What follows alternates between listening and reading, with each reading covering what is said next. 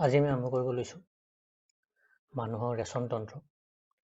ইয়াৰ আগৰ 3টা ভিডিঅ'ত আমি এটাত প্ৰথমতেতো পৰিপুষ্টি, তাৰপিছত শ্বসন, তাৰপিছত আহিছিলে আমাৰ পৰিবহন, আৰু এতিয়া আহি গ'ল লাষ্ট টপিক যোনটো আমাৰ বায়'লজিৰ জীৱন প্ৰক্ৰিয়া চেপ্টাৰটো, এইটো হৈ গ'ল আমাৰ ৰেচন প্ৰক্ৰিয়া। ঠিক আছে, আৰু এই পইণ্টটোত আমাৰ বেছি টপিক নাই, বেছি দীঘলীয়া নহয়, যথেষ্ট সৰু হয়, বাকীকেইটাৰ তুলনাত যথেষ্ট সৰু হয়। ছবিকেইটা আছে, ছবি আঁকিবৰ কাৰণে আহে। টেষ্টতো আহিছিলে যোৱাবাৰ, হয় তাৰ আগৰবাৰ ছবিটো আহিছিলে আঁকিবৰ কাৰণে, ৰেচন তন্ত্ৰৰ ছবিটো। গতিকে আৰু মনত ৰাখিবি গোটেইকেইটা পইণ্ট এটা আনটোৰ লগত জড়িত হৈ থাকে। যিমানকেইটা পইণ্ট আমি পঢ়িলোঁ এতিয়ালৈকে, যেনে পৰিপুষ্টিটো হৈছিলে খাদ্যৰ পাচন প্ৰক্ৰিয়া যিটো, আৰু শোষণ প্ৰক্ৰিয়া পৰিপুষ্টি বুলি কোৱা হয়। শোষণ হোৱাৰ পাছত কি হৈছিলে, শ্বসন সংঘটিত হৈছিলে অক্সিজেনৰ লগ লাগি পেলাই। শ্বসন হোৱাৰ পাছত তাত যি উৎপন্ন হৈছিলে সেইবিলাক নেক্সট পইণ্টত পৰিবহন হৈছিলে, জীৱৰ দেহত পৰিবহন। আৰু পৰিবহন যেতিয়া হৈ গ'ল, বস্তুবিলাক সকলো অংগ পতংগই পাই গ'ল, পোৱাৰ পাছত কি হ'ব, এতিয়া ৰেচন প্ৰক্ৰিয়া সংঘটিত হ'ব, অৰ্থাৎ যিবিলাক অলাগতিয়াল বস্তু উৎপন্ন হ'ব সেইবিলাক শৰীৰৰ পৰা বাহিৰ হ'ব। গতিকে ৰেচন প্ৰক্ৰিয়া বুলি ক'লে মনত ৰাখিম চিম্পলকে, যে যি প্ৰক্ৰিয়াৰ দ্বাৰা জীৱৰ দেহৰ অলাগতিয়াল দ্ৰব্য, ঠিক আছে নে, যেনে বিভিন্ন লৱণ আৰু ইউৰিয়া, ইউৰিক এচিডৰ দৰে দ্ৰব্যসমূহ শৰীৰৰ পৰা বাহিৰ হয়, সেই প্ৰক্ৰিয়াটো কোৱা হয় ৰেচন প্ৰক্ৰিয়া। এতিয়া এই যে ৰেচন প্ৰক্ৰিয়া বুলি ক'লে আমি বুজি পাওঁ, এই ৰেচন প্ৰক্ৰিয়াবিলাক একচুৱেলি ৰেচন প্ৰক্ৰিয়াত যিবিলাক বস্তু আমি বাহিৰ কৰোঁ সেইবিলাক উৎপন্ন ক'ৰ পৰা হয়। মনত ৰাখিবা, আমাৰ যিবিলাক ৰেচন প্ৰক্ৰিয়া বা অলাগতিয়াল দ্ৰব্য উৎপন্ন হয়, এইবিলাক আমাৰ শৰীৰে উৎপন্ন কৰে। ইয়াৰ চ'ৰ্চবোৰ কি হয়, উৎস কি হয়, প্ৰথম উৎসটো হৈ গ'লতো আমাৰ খাদ্য, ঠিক আছে নে, যি খাদ্যৰ দ্বাৰা আমি আমাৰ জীৱটো চলি আছে, আমাৰ জীৱৰ দেহ চলি আছে, সেই খাদ্যৰ পৰাই কি হয়, কিছুমান অলাগতিয়াল দ্ৰব্য উৎপন্ন হয়। তাৰপিছত হৈ গ'ল বিভিন্ন জৈৱ ৰাসায়নিক বিক্ৰিয়া। জৈৱ ৰাসায়নিক বিক্ৰিয়া বুলি ক'লে জীৱৰ দেহত যিবিলাক বিক্ৰিয়া চলি থাকে, যেনে তোৰ শ্বসন হৈ গ'ল এটা জৈৱ ৰাসায়নিক বিক্ৰিয়া, ঠিক আছে, আৰু বিভিন্ন হৰমনৰ ক্ৰিয়া প্ৰতিক্ৰিয়া চলি থাকে। এই জৈৱ ৰাসায়নিক বিক্ৰিয়াবিলাকতো কি হয়, কিছুমান অলাগতিয়াল দ্ৰব্য উৎপন্ন হয়, যিবোৰ আমাৰ শৰীৰৰ কাৰণে যথেষ্ট হানিকাৰক, আৰু সেইবোৰ কি কৰিব লাগে, আমি শৰীৰৰ পৰা বাহিৰ কৰিব লাগে, যাৰ কাৰণে আমাৰ এটা ৰেচন তন্ত্ৰ আছে, ঠিক আছে নে, বিভিন্ন অংগ পতংগ লগ লাগি পেলাই কাম কৰি আছে। গতিকে প্ৰথমতে চাওঁ ইম্পৰ্টেণ্ট পইণ্টটো হ'ল যে মানুহৰ ৰেচন তন্ত্ৰৰ প্ৰয়োজনীয়তা কি। এক নম্বৰ হৈ গ'ল, জীৱৰ শৰীৰত উৎপন্ন হোৱা অলাগতিয়াল দ্ৰব্যসমূহ শৰীৰৰ পৰা নিষ্কাশিত কৰিবলৈ ৰেচন তন্ত্ৰৰ প্ৰয়োজন। এতিয়া মনত ৰাখিবি, এই অলাগতিয়াল দ্ৰব্য কি কি, এক নম্বৰ প্ৰশ্নৰ কাৰণে বহুবাৰ সোধে যে জীৱৰ দ্বাৰা উৎপন্ন অলাগতিয়াল দ্ৰব্যসমূহ কি কি। অলাগতিয়াল দ্ৰব্য হৈ গ'ল কিছুমান লৱণ, ঠিক আছে নে, লৱণ বুলি ক'লে মনত ৰাখিবি, আমাৰ যোনটো ছডিয়ামৰ লৱণ নহয়, আৰু বহুত ধৰণৰ লৱণ থাকে যিটো আমাৰ দেহত দৰকাৰী নহয়। কিছুমান লৱণ, আৰু হৈ গ'ল নাইট্ৰজেন যুক্ত যৌগ, অৰ্থাৎ এই জৈৱ ৰাসায়নিক বিক্ৰিয়া বা খাদ্য পাচন প্ৰক্ৰিয়া হওক, ইয়াত কি হয়, কিছুমান এনেকুৱা দ্ৰব্য উৎপন্ন হয় যাক কোৱা হয় নাইট্ৰজেন যুক্ত যৌগ, যেনে ইউৰিয়া আৰু ইউৰিক এচিড। মনত ৰাখিবি, নাইট্ৰজেন যুক্ত যৌগসমূহ উদ্ভিদৰ কাৰণে যথেষ্ট প্ৰয়োজনীয় হয়, কিন্তু আমাৰ কাৰণে প্ৰয়োজনীয় নহয়। আমি উদ্ভিদক যেতিয়া আমি জীৱৰ নিয়ন্ত্ৰণ সমন্বয় কৰিম, তাত আমি গম পাম যে উদ্ভিদৰ কাৰণে এই ইউৰিয়া ইউৰিক এচিড যথেষ্ট প্ৰয়োজন, আমাক এইবিলাক নালাগে। গতিকে এই বস্তুবিলাক আমি শৰীৰৰ পৰা কি কৰিব লাগে, বাহিৰ কৰিব লাগে, আৰু এই প্ৰক্ৰিয়াটোৱে ৰেচন প্ৰক্ৰিয়া হয়। গতিকে তাৰ কাৰণে এটা ৰেচন তন্ত্ৰ আছে।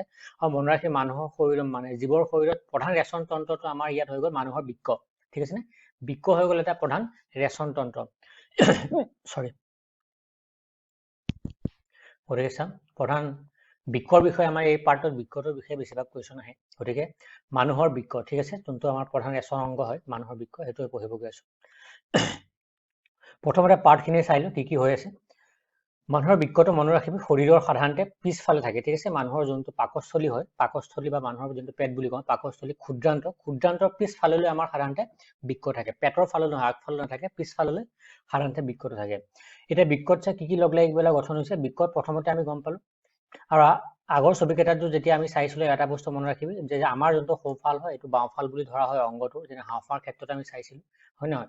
গতিকে এইটো চাইডে এইটো বাওঁ বৃক্ক আছে। গতিকে কি লগ লাগি গঠন হৈছে চা, কিছুমান শিৰা আৰু ধমনী আছে, ইয়াতে দুটা বৃক্ক আছে, এটা সোঁ বৃক্ক এটা বাওঁ বৃক্ক, উল্টা হৈ থাকিব, মনত ৰাখিবি। তাৰপাছতে হৈ গ'ল আমাৰ মূত্ৰবাহী নলী আছে আমাৰ, যি নলী দি পেলাই যিবিলাক অলাগতিয়াল দ্ৰব্য উৎপন্ন হ'ব, জুলীয়া দ্ৰব্য, সেইবিলাক আহি পেলাই জমা হ'বগৈ, আৰু এটা মূত্ৰথলী আছে, ঠিক আছে। মেইন পাৰ্ট একেটাই হয়, মহাশিৰা মহাধমনী বা ৰক্তবাহী জালিকা বুলিও ক'ব পাৰোঁ, ৰক্তবাহিকা বুলিও ক'ব পাৰোঁ। ৰক্তবাহিকা আছে, বৃক্ক আছে দুটা, আৰু প্লাছ মূত্ৰনলী আৰু মূত্ৰথলী আছে।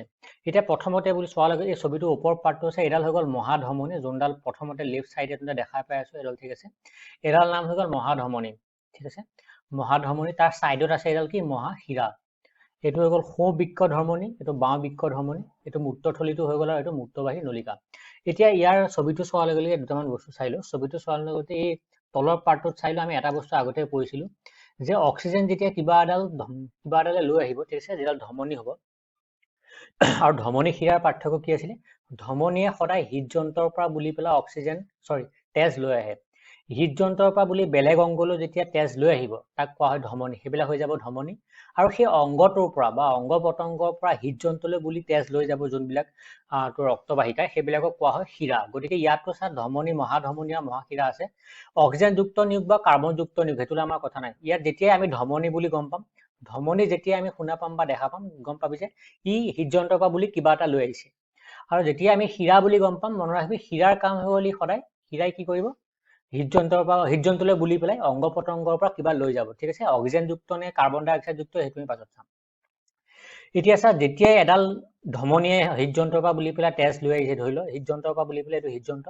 আৰু হৃদযন্ত্ৰৰ পৰা কি কৰিছে অক্সিজেনযুক্ত তেজ লৈ আহিছে ঠিক আছে নাই আৰু যেতিয়া অক্সিজেনযুক্ত তেজ লৈ আনিব ধৰি ল এইটো কিবা এটা অংগ আৰু যেতিয়াই সি অংগ পতংগ পাব ই কি হ'ব ৰক্তকেশিকাত বিভক্ত হ'ব ৰক্তবাহী জালিকাত বিভক্ত হৈ যাব ধমনী জালি ঠিক আছে ধমনী জালি কি হ'ব ৰক্তজালিকাত বিভক্ত হৈ গ'ল ধৰি লওক এই ৰক্তজালিকাত বিভক্ত কিয় হয় জালিকাত বিভক্ত হৈ পেলাই গোটেই অংগ পতংগৰ কোষক কি কৰিব এটা অক্সিজেন দিব অক্সিজেনযুক্ত তেজ লৈ আহিছিলে অক্সিজেন বিলালে ৰক্তবাহী জালিকাত বিভক্ত হয় আকৌ বিলোৱাৰ পাছত কি হ'ব সি এক লগ হ'ব বিলোৱাৰ পাছত ইহঁত আকৌ এটা মূৰত কি হ'ব লগ লাগি যাব ঠিক আছে নাই যেটো কেনিও চিনি থাকিব নোৱাৰে আৰু এটা মূৰত লগ লাগি পেলাই এই যে বিলালে বিলোৱাৰ পাছত ইহঁতে বিলালে ইয়াতে ধৰি লওক বিলালে বিলোৱাৰ পাছত তাৰপৰা কি কৰিব কাৰ্বন ডাই অক্সাইড ল'ব যেটো কোষীয় শ্বসনত উৎপন্ন হৈ আছিলে তাত আৰু লৈ পেলাই আকৌ কি হ'ব ইহঁত আন্তমূৰত লগ লাগিব এই কাৰ্বন ডাই অক্সাইড যুক্ত তেজ আকৌ কি হ'ব এডাল নলিকাই বনি যাব এই নলিকাডাল দি আকৌ হৃদযন্ত্ৰলৈ বুলি গুচি যাব এই যে লৈ আহিছে লৈ অহাডাল ধমনী আৰু যোনডালে লৈ গৈছে হৃদযন্ত্ৰলৈ বুলি এডাল হৈ যাব আমাৰ শিৰা কাৰ্বন ডাই অক্সাইড নিছে ন অক্সিজেন নিছে সেইটো আমাৰ কাৰণে দৰকাৰ নহয় যি নহওক এই যোনটো বিকট প্ৰথমতে লেফট সাইডৰ এডাল কি হয় মহাধমনী ধমনী বুলি যেতিয়াই কৈছো মহাধমনী এডালে ধমনী আছে কাৰণে মহাধমনী ধমনী বুলি এই কাৰণে কৈছো যে ই হৃদযন্ত্ৰৰ পৰা বুলি পেলাই তেজ লৈ আহিছে কেনেকুৱা তেজ আনিছে অক্সিজেনযুক্ত তেজ আনিছে ঠিক আছে নে আৰু এই মহাধমনীডালে অক্সিজেনযুক্ত তেজ আনি পেলাই দুটা বৃক্কলৈ সমানে সমানে ভাগ হৈ গৈছে এডালে আহিছে আহি পেলাই এডাল এফালে সেপাৰেট হৈছে এডাল নলী ইয়াৰ লগত এফালে সেপাৰেট হৈ গৈছে গতিকে যোনডাল সেপাৰেট হৈছে তাক কোৱা হয় বাও বৃক্ক ধমনী যেহেতু মহাধমনীডাল পৃথক হৈ বাওঁফালে গ'ল ইয়াক কোৱা হয় বাও বৃক্ক ধমনী আৰু এডাল সোঁফালে গৈছে ইয়াক কোৱা হয় সোঁ বৃক্ক ধমনী এডাল ধমনী ঠিক আছে যোনডালে অক্সিজেনযুক্ত তেজ গৈছে আনহাতে তাৰ সাইডতে এডাল কি হয় মহাশিৰা এতিয়া এই যে অক্সিজেনযুক্ত তেজ এফালেদি গ'ল গৈ পেলাই কি হ'ব ইয়াত যে মই কৈছিলো অক্সিজেনযুক্ত তেজ যাব গৈ পেলাই কি হ'ব এনেকে পেলাই শিৰা উপশিৰা বিভক্ত তো ৰক্তবাহী জালিকাত বিভক্ত হ'ব ইয়াতো হ'ব এই ধমনীডাল এফালে গৈ পেলাই কি হ'ব মই এটা বৃক্কতে বুজাই আছো এই বাওঁ বৃক্ক মহাধমনীডাল আহিলে বাওঁ বৃক্কলৈ গ'ল ইয়াতে অক্সিজেন বিলাক বিলাই পেলাই কাৰ্বন ডাই অক্সাইড লৈ পেলাই আকৌ চা এই ফালে দিয়ে গুচি আহিব কাৰ্বন ডাই অক্সাইড এই ফালে দিয়ে গুচি আহিব গৈ পেলাই এফালে বাহিৰলৈ এতিয়া যে চাওঁ আমি এইফালে দিয়ে কাৰ্বন ডাই অক্সাইড লৈ পেলাই কি হ'ব এইফালে দিয়ে ওলাই গুচি যাব এইটো ৰাস্তা ঠিক আছে এইফালে দিয়ে আহিলে অক্সিজেনযুক্ত তেজ ইয়াতে বিলালে অক্সিজেন বিলাই পেলাই কি হ'ব আকৌ কাৰ্বন ডাই অক্সাইড লৈ পেলাই এইফালে দি ঘূৰি যাব এই যে ঘূৰি গ'ল কলৈ ঘূৰি যাব হৃদযন্ত্ৰলৈ বুলি ঘূৰি যাব ইয়াতো একেটাই কাৰ্য সংগঠিত হৈ আছে হৃদযন্ত্ৰলৈ বুলি ঘূৰি গৈছে গতিকে যেহেতু হৃদযন্ত্ৰলৈ বুলি কাৰ্বন ডাই অক্সাইড যুক্ত তেজ লৈ গৈছে বা হৃদযন্ত্ৰলৈ বুলি তেজ লৈ গৈছে ইয়াৰ নাম হৈ গ'ল মহাশিৰা ইফালে এডাল আছে মহাশিৰা এইডালক কোৱা হয় বাওঁ বৃক্ক শিৰা আৰু এডালক কোৱা হয় সোঁ বৃক্ক শিৰা ঠিক আছে দুডাল গৈ পেলাই মহাশিৰা লগ লাগিছে এতিয়া কথাটো হৈ গ'ল যে বাকী অংগ পতংগৰ লগত এই বৃক্কটোৰ পাৰ্থক্য কি হয় যে বাকী অংগ পতংগলৈ হৃদযন্ত্ৰৰ পৰা বুলি অকল অক্সিজেনযুক্ত তেজ আহে অক্সিজেন বিলাই কাৰ্বন ডাই অক্সাইড লৈ হৃদযন্ত্ৰলৈ ঘূৰি যায় কিন্তু বৃক্কটোৰ ক্ষেত্ৰত অকমান সুকীয়া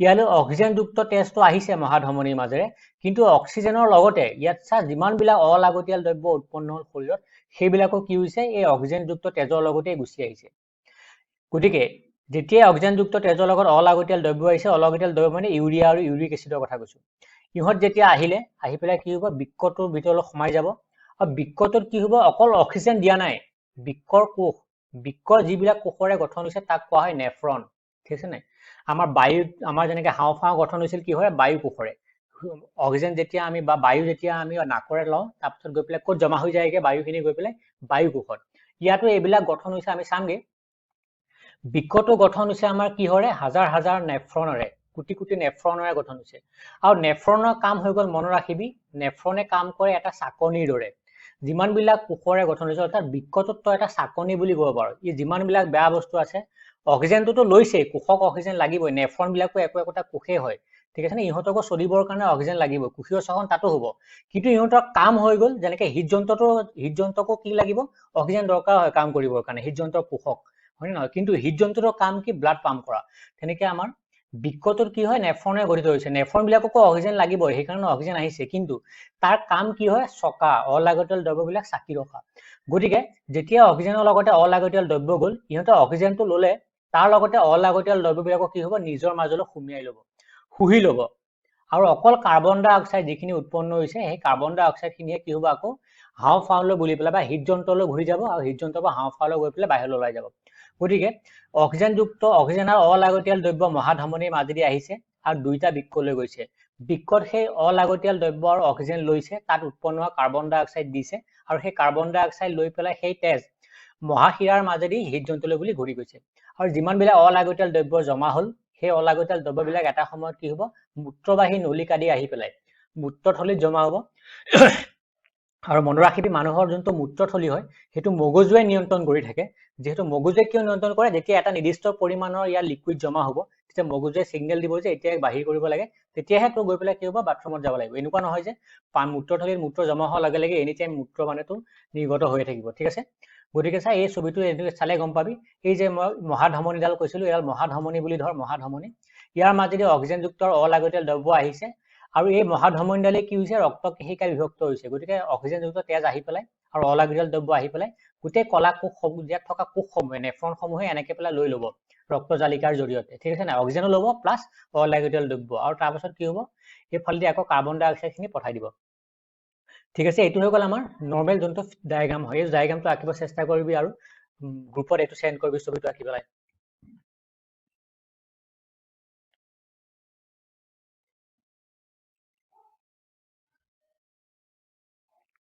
এবাৰ চাই, এইটো হৈ গ'ল এটা নেফ্ৰনৰ চিত্ৰ। ঠিক আছে নে? নেফ্ৰন মানে এনেকুৱা হাজাৰ হাজাৰ কোষৰে, এনেকুৱা 300 বা 150 200 নিযুত কোষৰে কি গঠন হৈছে জানানে?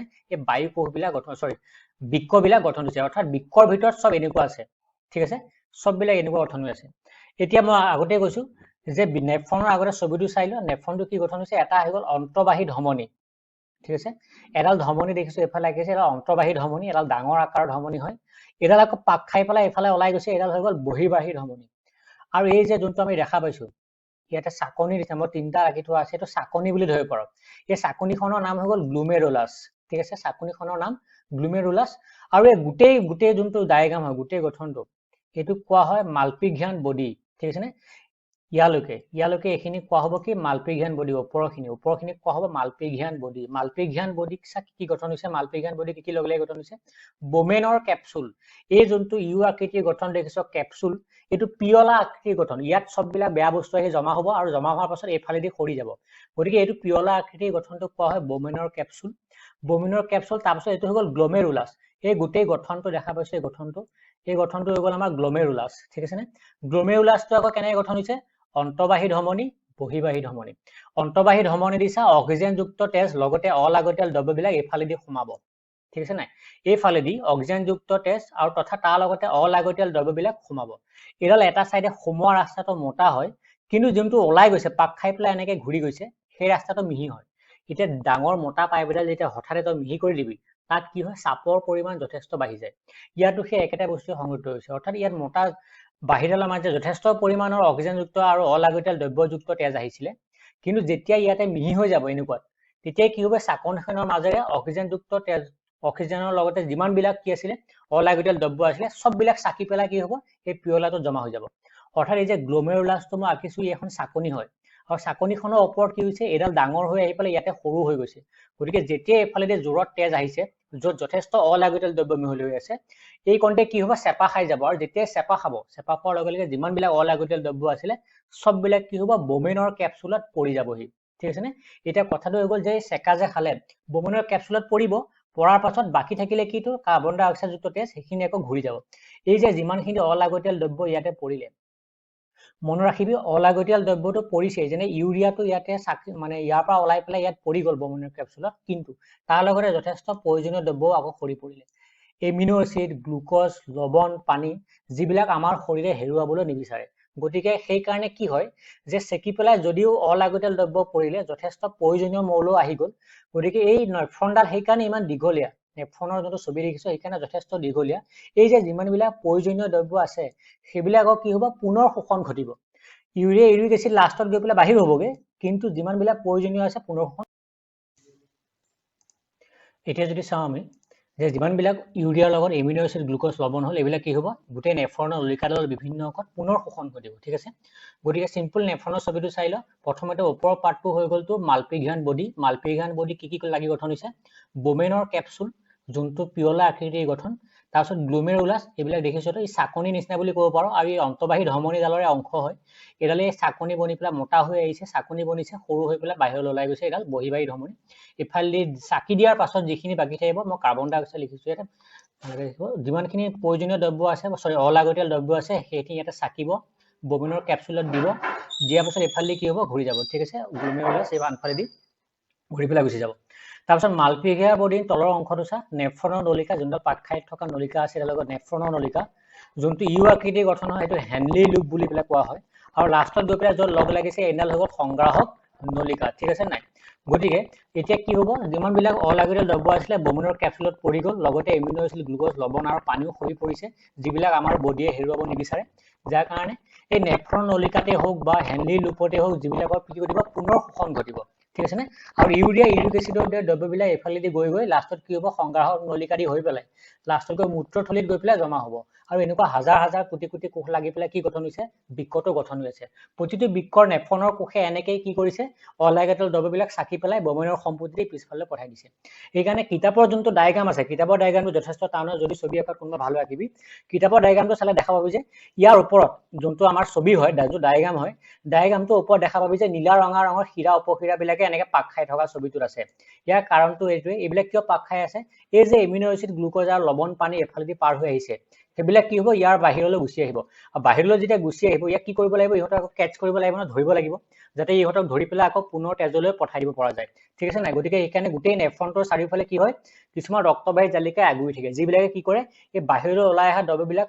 সংগ্ৰহ কৰি পেলাই পুনৰ তেজলৈ বুলি পেলাই ঘূৰাই পঠায় এতিয়া আমাৰ এটা কোৱেশ্চন আছে মূত্ৰ উৎপাদন এই হেনলি লুপটোৰ কাম চাই হেনলি যোনটো লুপ হয় ন হেনলি লুপটো প্ৰধানকে কি অধিশোষণ কৰে জাননে ই অধিশোষণ কৰে পানী আৰু লৱণৰ যি ইয়াৰ অলাগতিয়াল দ্ৰব্যৰ লগত যিবিলাক প্ৰয়োজনীয় লৱণ আৰু আমাৰ পানী আহিছে সেইখিনি প্ৰধানকৈ কোনে শোষণ কৰে হেনলি লুপে শোষণ কৰে বাকি এমিনো এচিড গ্লুক'জটো বাকি এইখিনি অংশই নেফ্ৰনৰ নলিকাই শোষণ কৰিব বাকি এই অংশটোত প্ৰধানকে পানী আৰু সল্ট পানী আৰু লৱণৰ শোষণ হয় তো কবি যে কেনেধৰণে শোষণ কৰিব কথাটো হৈ গ'ল যে তোৰ বডিত লাগে নে নালাগে তোৰ শৰীৰত কিমান পানী দৰকাৰ হৈ আছে বা তোৰ শৰীৰত পানীৰ পৰিমাণ কমি আছে নেকি বা লৱণৰ পৰিমাণ কমি আছে নেকি তাৰ ওপৰত ডিপেন্ড কৰি পেলাই কি হ'ব এই অংশটোৱে পানী আৰু সল্টৰ লৱণৰ শোষণ কৰিব গৰম দিন এটাত কি হয় আমাৰ গাৰ পৰা যথেষ্ট পানী আৰু লৱণ বাহিৰ হৈ যায় যাৰ কাৰণে গৰমৰ দিনত যদি তই বেছি পানীও খাও ন তো এনেকুৱা নহয় যে বেছি মূত্ৰ উৎপাদন নহয় অৰ্থাৎ গৰমৰ দিনত 2 লিটাৰ পানী তই খাই দে ঘামি আহি পেলাই দেখিবি যে ইমান বেছি মূত্ৰ উৎপাদন নহয় কিহৰ কাৰণে বেছিভাগ পানী যেহেতু শৰীৰত তোৰ পানীৰ প্ৰয়োজন লৱণৰ প্ৰয়োজন